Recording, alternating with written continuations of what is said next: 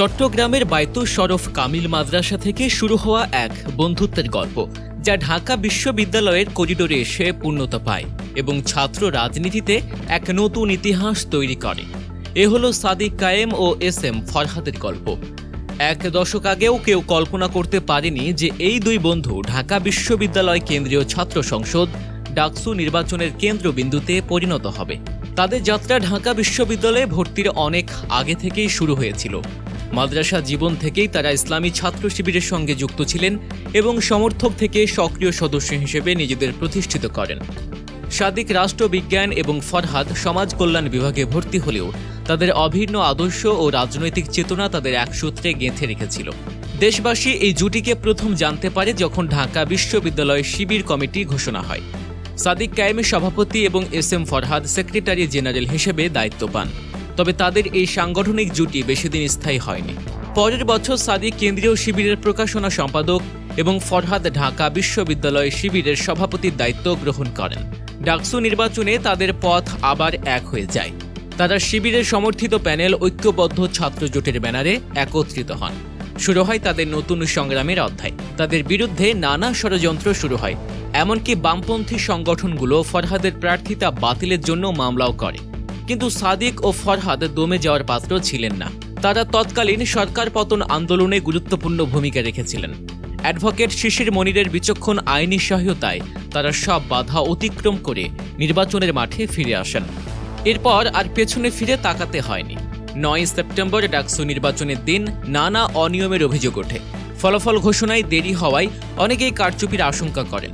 গুজব রটে যে সাদিক ফরহাদ জুটিতে ভাঙন ধরেছে এবং ফরহাদ ছাত্রদলের প্রার্থী হামিমকে জিএস পদ ছেড়ে দিচ্ছেন।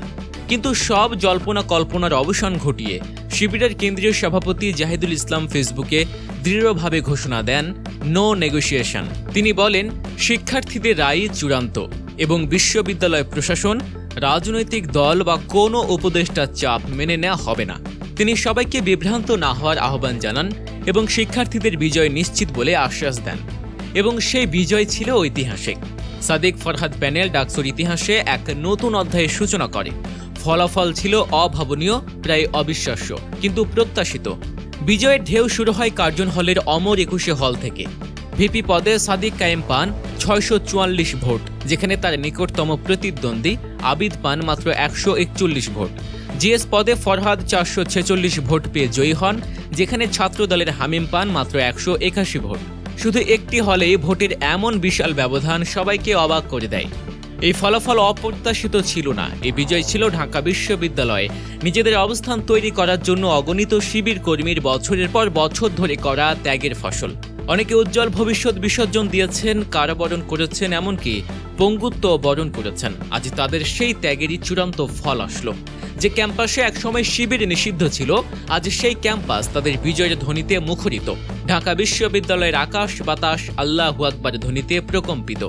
এই বিজয় শুধু একটি হলে সীমাবদ্ধ ছিল না। প্রতিটি হলেই শিক্ষার্থীরা সাদিক ও ফরহাদকে তাদের প্রতিনিধি হিসেবে বেছে নেয়। বিশেষ করে নারী শিক্ষার্থীদের হলগুলোতে ফলাফল ছিল অবিস্মরণীয়। কবি সুফিয়া কামাল হলে, যেখানে বিরোধী দলের একজন প্রার্থী থাকতেন, সেখানেও সাদিক কায়েম একাই 1270 ভোট পান। ডাকসু নির্বাচনে ইসলামী ছাত্র শিবিরের এই বিজয় কি দেশের ইসলামপন্থী মানুষের জন্য নতুন কোনো বার্তা বয়ে আনছে? এই ফলাফল কি শুধু ঢাকা বিশ্ববিদ্যালয়ের জন্য নাকি সারা দেশের জন্যই গুরুত্বপূর্ণ?